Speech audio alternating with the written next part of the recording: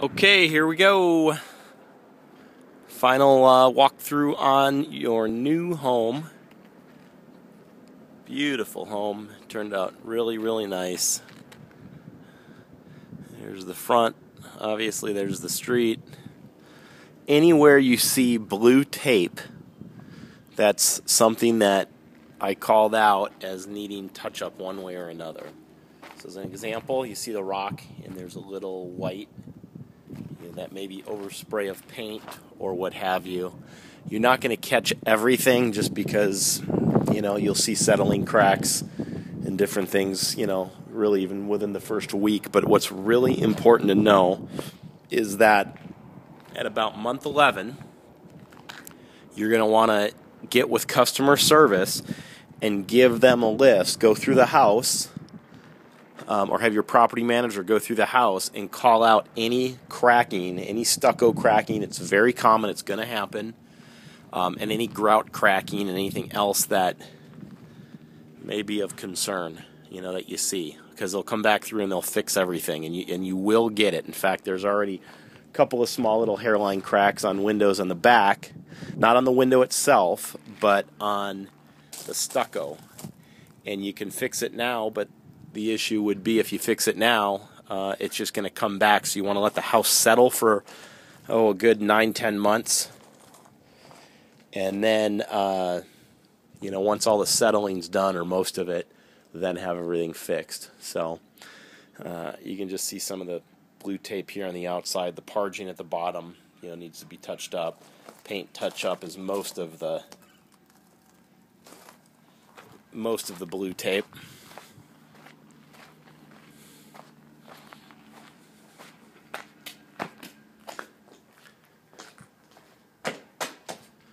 This rock onto my shoe. There we go. You can see a little overspray there. We want to make sure that you get as perfect of a house as possible. Even with my own house, when I closed on it a week later, I saw a couple hairline cracks that I didn't even see when I did the walkthrough. But I think we got a good majority of the issues that seemed to stand out. So let's get a shot of the house here. Absolutely beautiful. Turned out really nice. There's blue tape there. A little touch-up. There's your tile. And actually, with all the rain we've had, which is common this time of year, the desert behind you is just, I don't know if you saw it, but I'll get a better shot, is just in bloom and green, and it's beautiful. So again, all those little blue tape, the trim just needs a little bit of touch-up. It's nothing, like it's a major issue in any way. There's the dent area.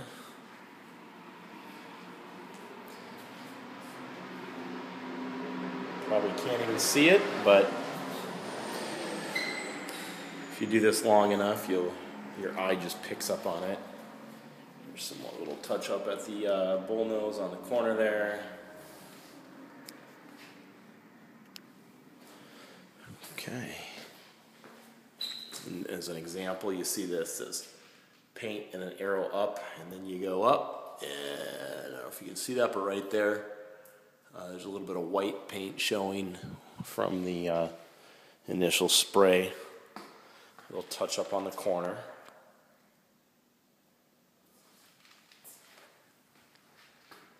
Okay, so here we go. How about that? Look at that kitchen.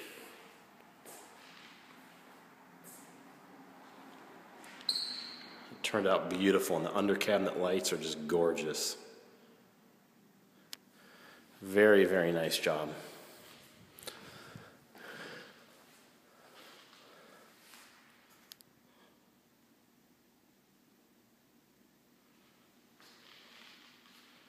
There's the door coming in.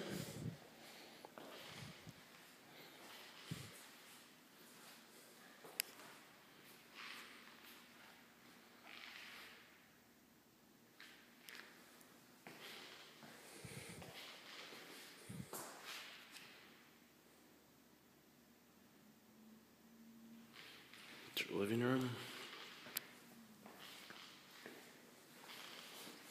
Pictures from the kitchen sink into the living room. There's your dishwasher. I left it open just so it'll air out because it was run this morning. There's your range, gas range, very nice. Microwave as well.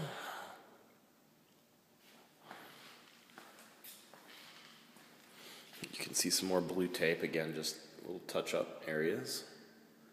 Here's a view from your kitchen nook. Look at how green that is out there. I'll get that in just a minute. All right, here's a good example. Let me show you this. Here's where the grout, so the grout starts to dry and it pulls back a little bit. So they're gonna correct that. But you're going to see this, in the coming months. As a home, in the summertime, they heat up quite a bit. It expands, it contracts. You're going to see, and then as, just wear and tear, it'll start to peel away. And then they will come back, like I said, about month 11. You want to give them a list. You need to call them. So put it on your calendar. And that at month 11... they will be back to fix anything, and I would be proactive about it and make sure you have a list, whoever, can write that up. This is the master.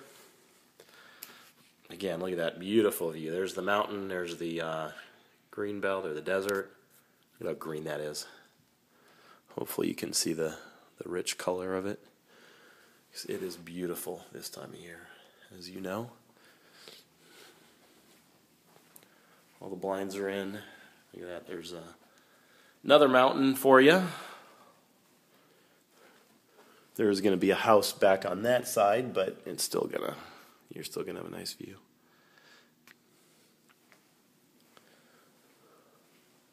And this, again, you can't see it. Now maybe you can see it, but there's just a little bit of a touch-up that they used the wrong sheen, so you want them to correct that. Here's your master. How nice that turned out.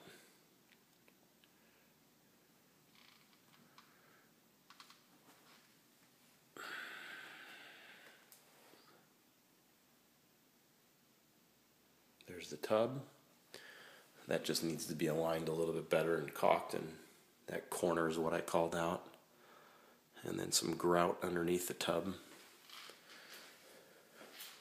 I didn't like the way this corner looked right down there, so they're going to correct that.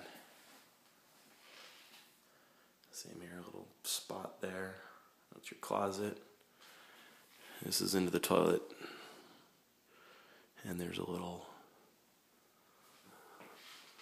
touch-up that needs to be done.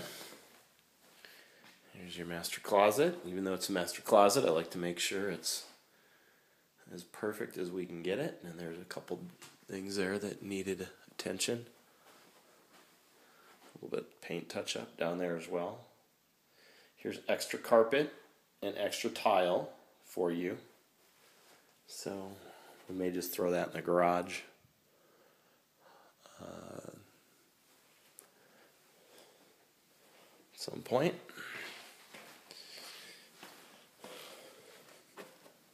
Little touch up down here in the corner,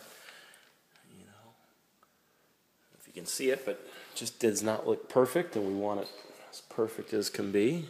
Here's the laundry room, your sink and washer and dryer. This room actually looked really good. Would be where your alarm system is wired into the home. And you can see the keypad here. There we go.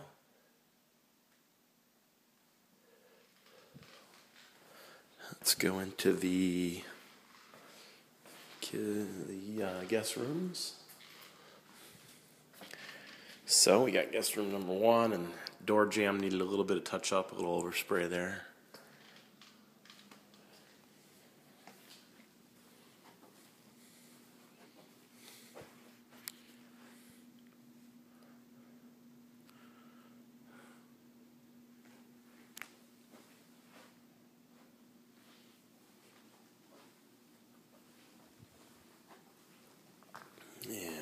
bedroom number 2. Or I guess this would be 3.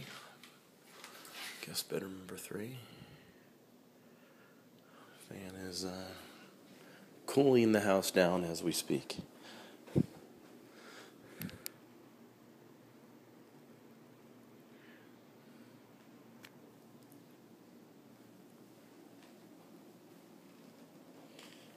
And the bathroom.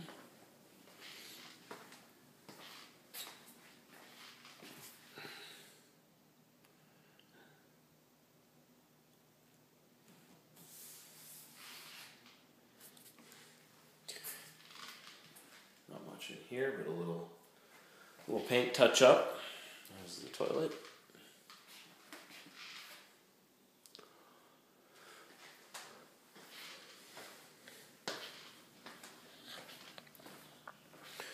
Okay, we will go, let's see, we're going to go garage, and then we'll go out back. Just I want to show you a couple things out there. It's your little alarm telling you your door got open. So here, on the left side and the right side, that needs a little paint touch up. And you can see the tape in the corner over here. Again, I didn't like the way it looked, so they will clean that up. Here's your water softener, water heater. You can see the tape in here. Door just needs to be wiped down. It was just dirty. I asked that that be cleaned up a little bit. It's a rough cut where the pipe comes in, but I still didn't like it. That's in the event that your water heater starts to leak. That pan will catch the water, will go down through the PVC pipe and out of the house, so it doesn't ruin your drywall.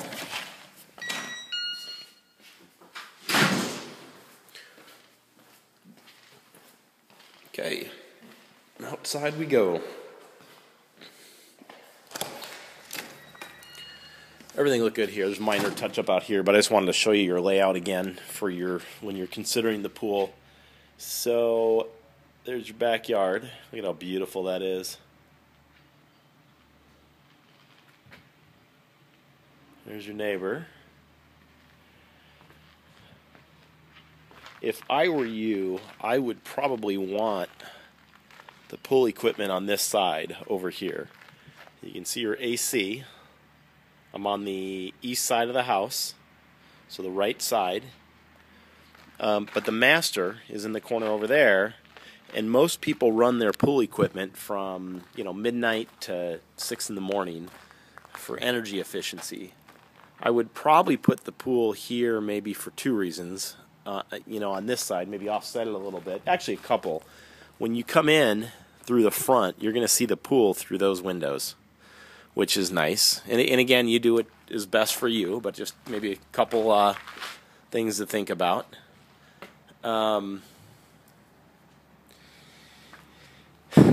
looking at it now, it may be better that the pool goes that way, is offset over there, because if the pool's here, it might get jammed up a little bit. So if your pool's here, your deck to get in the pool is right about here, and then the pool's there, it might feel crowded. Whereas if you put the pool over there, I think you're probably going to be better off, actually, now that I'm thinking it through. Set it that way. But I'll leave that up to you. You are going to have homes back here. You can see the equipment. I'm not sure exactly where. Oh, look at the mountain, how pretty that is.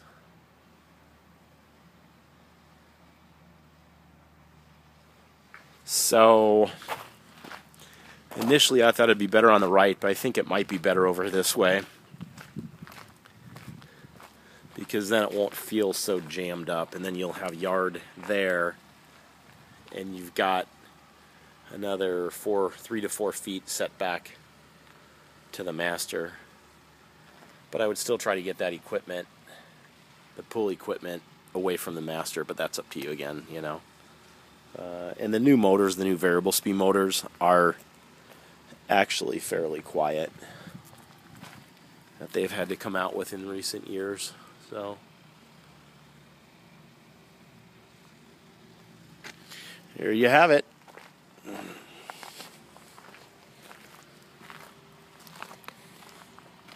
What a lot of people do is where you got kind of a wide portion of the backyard.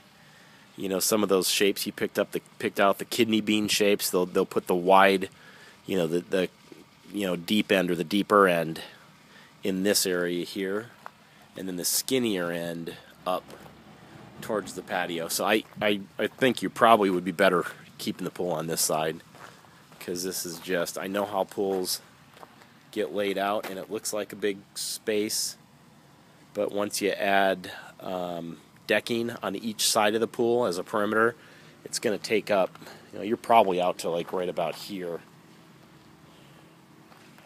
probably to where this shadow is, right there, and that's, you know, 3 feet maybe, and you may not want to have it that close. It may feel a little crammed. So anyways, there you have it. Beautiful Cave Creek home with beautiful mountain views.